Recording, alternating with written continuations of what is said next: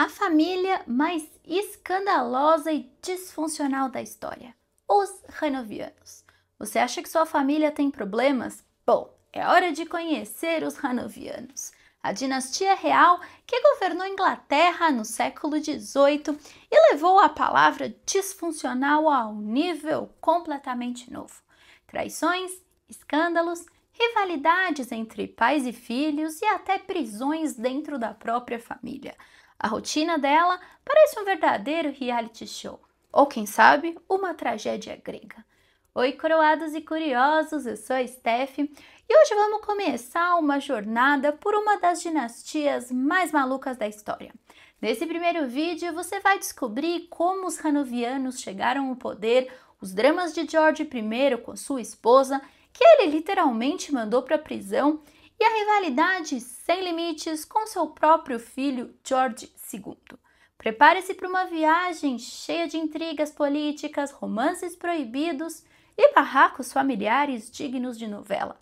Fica comigo até o final, porque essa história não decepciona. A história de George I, o primeiro monarca da dinastia Hanoviana, é tão intrigante quanto improvável. Em 1714, ele subiu ao trono como resultado de uma complexa dança política e religiosa.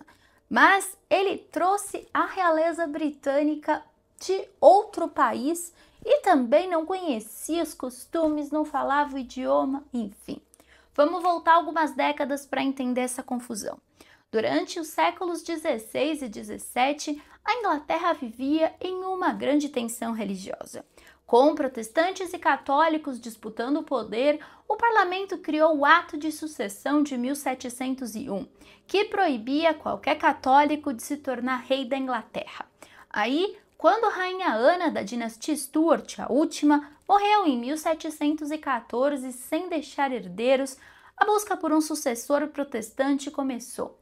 Aí você se pergunta por que George lá de Hanover?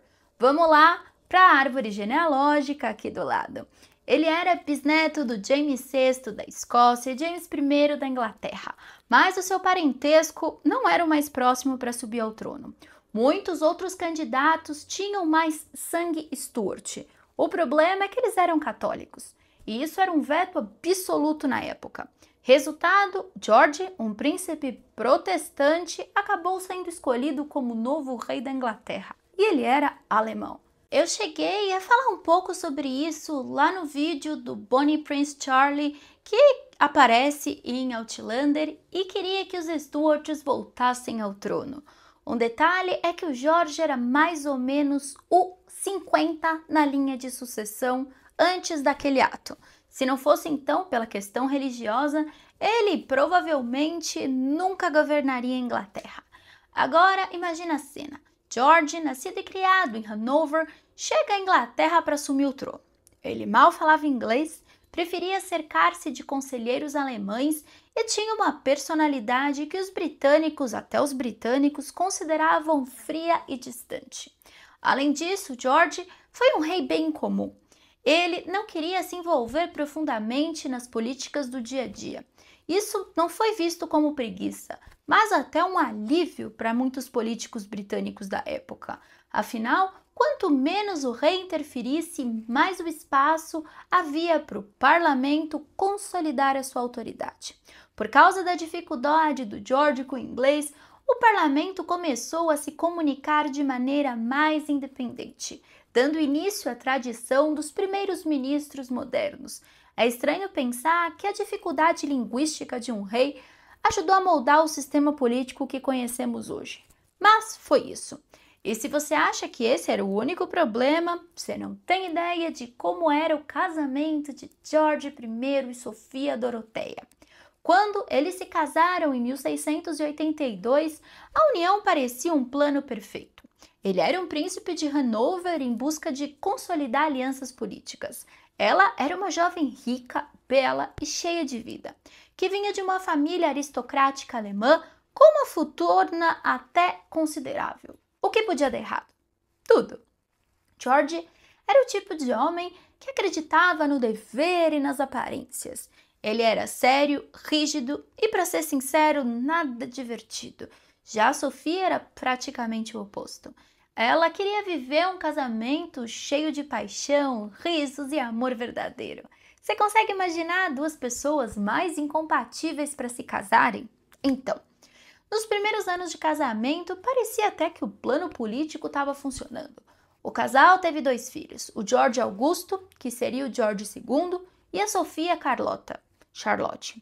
Mas, enquanto as crianças cresciam, o relacionamento dos pais começava a descer pelo ralo. Agora, pensa bem.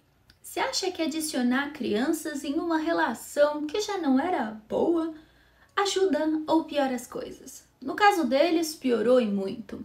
O George I nunca foi o tipo de marido fiel, como a maioria dos reis. Ele parecia pensar que já que o casamento era um contrato político, isso lhe dava total liberdade para buscar prazer fora de casa. O seu caso mais famoso foi com Melusine von der Slandenberg, uma mulher sofisticada, discreta, mas que claramente sabia como agradar o príncipe. Ela estava ao lado do George durante toda a sua vida adulta e até ganhou títulos de nobreza, como o da Duquesa de Kendal. Quanto isso, Sofia era deixada para lidar sozinha com a pressão de ser a primeira-dama da corte. E a Melusine não foi a única. O George teve uma série de amantes e não fazia questão nenhuma de escondê-las. Era praticamente um desfile político de casos amorosos. Enquanto George I vivia sua vida despreocupada, a Sofia, sua esposa, também começou então a buscar uma forma de preencher o vazio emocional. Foi então que ela conheceu Philip von Kongsmark, um oficial sueco conhecido por sua beleza e carisma. O Philip era tudo que o George não era: charmoso, romântico e atento às necessidades da Sofia. Imagina o contraste. De um lado, George com seu jeito frio e rígido. Do outro, Philip, o homem que sabia exatamente o que dizer e como dizer. A gente não julga ela. Quem você escolheria? Então, a Sofia e o Philip logo começaram um caso amoroso. Eles trocaram cartas apaixonadas, cheias de declarações de amor e sonhos de um futuro juntos. Essas cartas são, aliás, um dos maiores registros históricos desse relacionamento. Em uma delas, a Sofia escreveu para o Philip: "Você é o meu alívio nesse mundo cruel." Já a outra, ela lamenta a vida com Jorge e o descreve como um homem gordo e sem coração. Se você olhar aqui, ele também não era muito bonito, não. Um detalhe é que o Philip tinha a fama de ser tão charmoso que até quem não aprovava o caso acabou gostando dele. Mas a corte de Hanover não era tão tolerante. Quando o romance veio à tona, o caos estava prestes a começar. Em 1694, o George descobriu o caso entre Sofia e Philip. Para ele, não era apenas uma questão de orgulho pessoal, mas também de política. Ele acreditava que a traição da Sofia podia manchar sua reputação como príncipe de Hanover. Mas assim, como eu sempre digo, pimenta no fiofó dos outros é refresco. Porque o cara tinha um monte de amante. Aí a esposa resolve se divertir e se ferra. Primeiro, o George ordenou que as cartas entre os amantes foram interceptadas. Aí ele teve a prova nas mãos e ainda cartas que falavam mal dele. Aí ele decidiu agir. Sua primeira medida foi fazer o Philip desaparecer, literalmente. Ele foi emboscado e assassinado enquanto tentava fugir do palácio de Lane. O corpo dele nunca foi encontrado, mas boatos dizem que ele pode estar enterrado sobre o piso do palácio. Alguém aí pensa em chamar o Discovery Channel? Outros dizem que apareceram partes do corpo dele no quarto de vestir da Sofia. Pesadíssimo. Depois de eliminar o Philip, o George voltou sua atenção para Sofia. Ele não pediu divórcio porque seria uma loucura e na época era bem complicado. Mas calma, eu vou explicar melhor. George e Sofia Doroteia não se divorciaram porque era impossível dentro do contexto social e político da época. Mas a sua separação formal foi tratada como se fosse um divórcio político. De qualquer forma, ele decidiu que ia punir ela de uma forma bem severa. Decretou que ela seria aprisionada no castelo de Auden, uma fortaleza isolada no norte da Alemanha. A prisão da Sofia Doroteia foi um dos episódios mais cruéis da história dos hanovianos. Isolada naquele castelo, ela viveu completamente afastada do mundo exterior. O George proibiu qualquer contato dela com os filhos, o que foi um golpe muito duro. A Sofia só podia receber notícias limitadas e nunca mais viu seus 2 filhos. Ela passou os 33 anos seguintes em reclusão, quase a minha idade, eu tenho 34, escrevendo diários e se correspondendo ocasionalmente com aliados políticos, embora todas as cartas fossem censuradas e mudadas, enfim. Apesar de tudo, a Sofia mantinha esperanças de ser libertada um dia. Coitada! Em seus escritos, ela mencionava planos de vida para recomeçar longe do George. Mas, é claro, isso nunca aconteceu. Mas calma, que sempre pode piorar. Quando George I foi coroado rei da Grã-Bretanha em 1714, sua esposa Sofia estava trancada em seu castelo, completamente excluída da celebração. Embora ele tenha explicado publicamente a ausência da Sofia Doroteia, alegando separação formal, muitos britânicos desconheciam os detalhes da história. Só que, um pequeno detalhe agora. A sua amante, a Melusine, tinha ido junto com ele para a Inglaterra e foi abertamente reconhecida na corte. Recebeu o título de Duquesa de Kendal e desempenhou um papel importante na vida do rei. Enfim, você acha que George foi um homem prático ou simplesmente cruel? E Sofia foi vítima das circunstâncias ou pagou um preço alto por suas escolhas? E se você acha que ele foi péssimo só com a esposa, calma. Já ouviu aquele ditado, tal pai, tal filho? Pois bem, no caso de George I e George II, seria mais como tal pai, tal desafeto. Desde que George II era criança, o relacionamento com o pai era marcado por um muro de frieza e desprezo. Dá para dizer que eles começaram no 0 e com o tempo chegaram ao menos 100. O George II nasceu em 1683, quando seus pais ainda viviam em Hanover. Ele tinha tudo para ser aquele filho perfeito, criado para herdar o trono. Mas o escândalo da família acabou marcando sua infância para sempre, que foi o encarceramento da mãe. Ele tinha apenas 11 anos quando isso aconteceu. Ele não só perdeu a mãe, mas foi ensinado a desprezá-la. O pai dizia que ela era uma vergonha para a família e proibia qualquer menção ao nome dela e comunicação. Agora pensa bem, se é uma criança, sua mãe desaparece, seu pai diz que ela era indigna e ainda espera que você seja um filho obediente. É ou não é o começo de uma relação bem complicada? Uma coisa bem fofa é que, apesar das proibições do pai, o George II mantinha retratos da mãe escondidos. Era sua forma de guardar memórias e também resistir ao controle do seu pai. Aí, quando o George I virou rei da Inglaterra em 1714, ele trouxe o filho para Londres. A ideia era que o George assumisse o papel de príncipe de Gales e começasse a aprender como ser rei.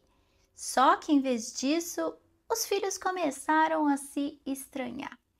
Primeiro tinha a questão da personalidade. George I era reservado, frio e meio quadrado.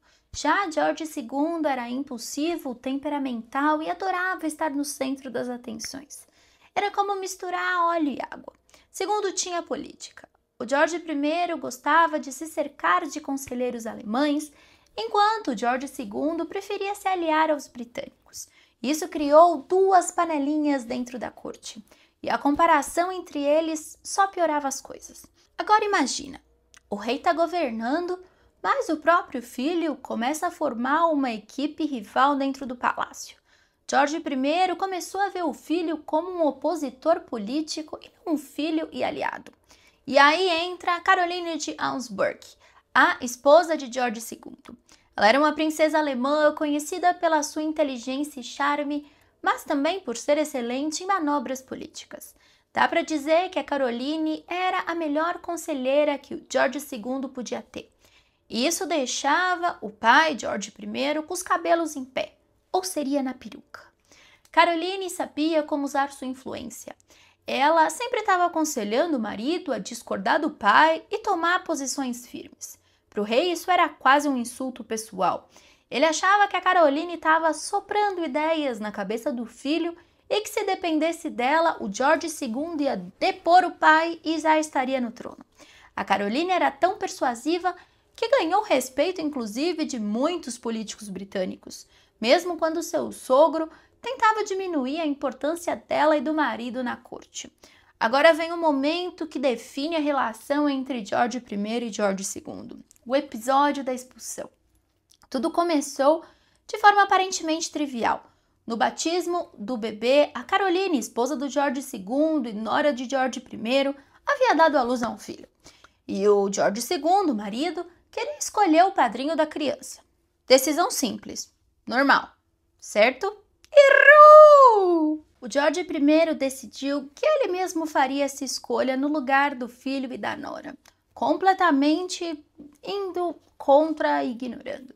A situação, que já não era boa, explodiu no dia da cerimônia. Pai e filho começaram a discutir publicamente e o clima da festa virou um barraco real. O George II acusou o pai de desrespeitá-lo como herdeiro e como homem, e tá certo. E o George I retrucou, dizendo que o filho era ingrato e incompetente, como alguns pais fazem até hoje, né?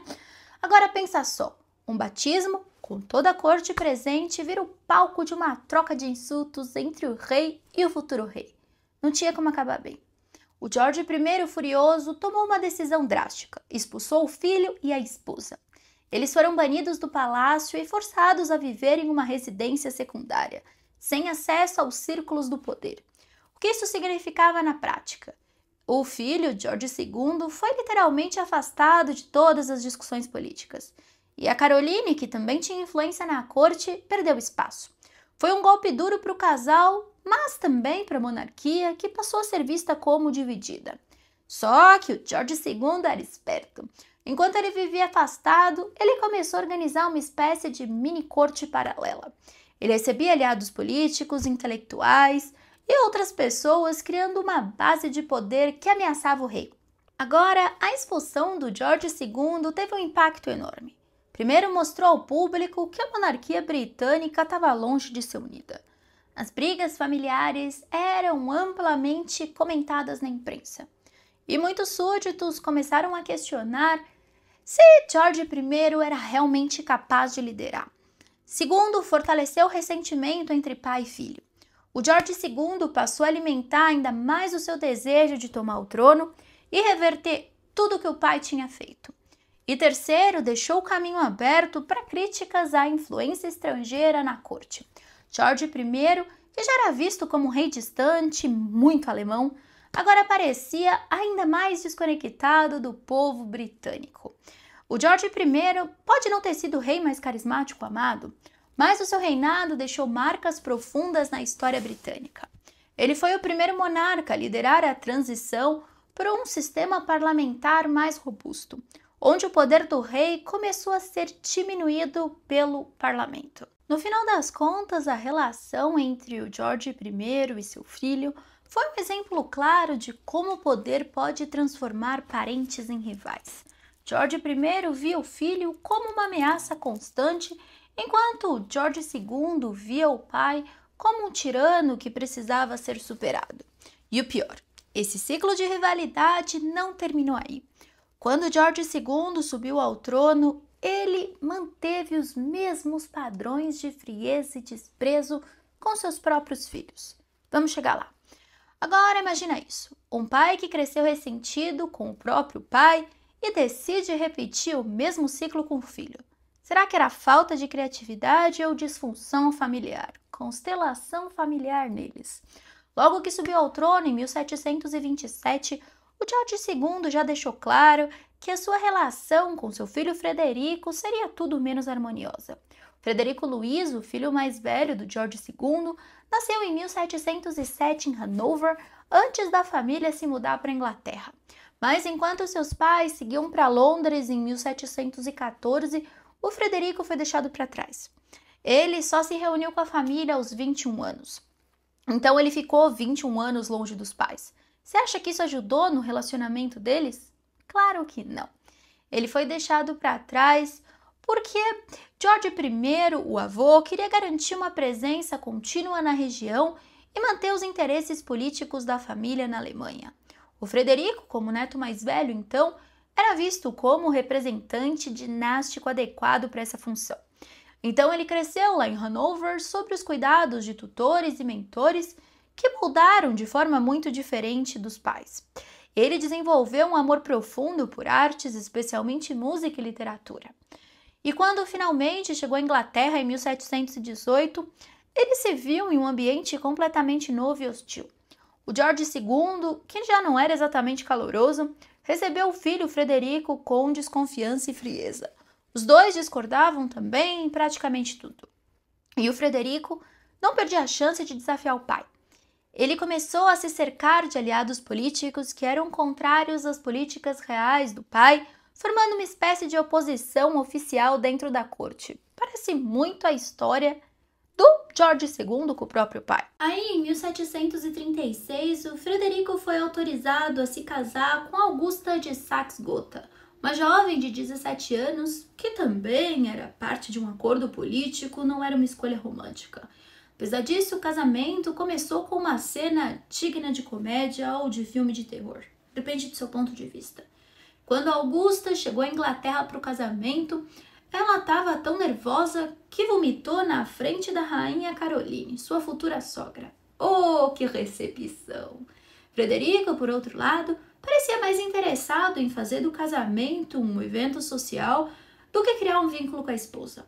Na noite de núpcias, ele comeu grandes porções de gelatina que ele acreditava ser afrodisíaca e usou um gorro ridículo que virou piada na corte. Mas apesar desse início turbulento, Frederico e Augusta acabaram desenvolvendo um relacionamento relativamente afetuoso e tiveram 9 filhos juntos. Mas, como você já deve imaginar, isso não ajudou a melhorar a relação entre o Frederico e o George II. Diferente do relacionamento com George II, que era marcado por conflitos e frieza, o Frederico manteve um vínculo positivo com a mãe. A Caroline era conhecida por sua inteligência e diplomacia, como eu já comentei, qualidades que ela também usava para mediar a relação entre o filho e o marido.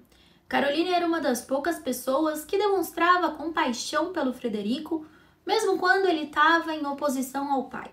Ela tentava equilibrar as tensões da família e muitas vezes defendia o filho contra as críticas do George II.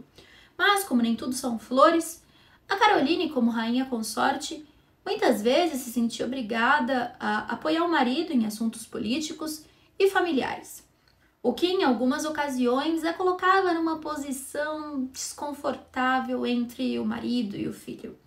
E aí a rivalidade entre o Frederico e o George culminou em um dos episódios mais escandalosos da dinastia hanoviana. Eu não sei porque são tantos, depois você me fala no final o pior. Em 1737, a Augusta, esposa do príncipe Frederico, estava grávida do primeiro filho. O sogro, George II, e a sogra, Caroline, tinham planejado que o parto acontecesse no Palácio de Kensington, sob a supervisão direta da rainha. Mas o Frederico, sempre rebelde, tinha outros planos. Uma noite, durante uma tempestade, Frederico então decidiu levar Augusta para fora do palácio, sem avisar ninguém, para que ela pudesse dar à luz longe da interferência dos pais. Agora pensa bem, você consegue imaginar levar sua esposa grávida para a rua, em plena tempestade, lá no século XVIII, só para irritar seus pais? Então, foi o que o Frederico fez. O parto aconteceu no St. James Palace e o episódio foi visto como um ato de desafio direto contra o rei e a rainha. O George II, o rei, ficou furioso e decidiu banir o Frederico e a Augusta da corte. Detalhe, mesma coisa que tinha acontecido com ele.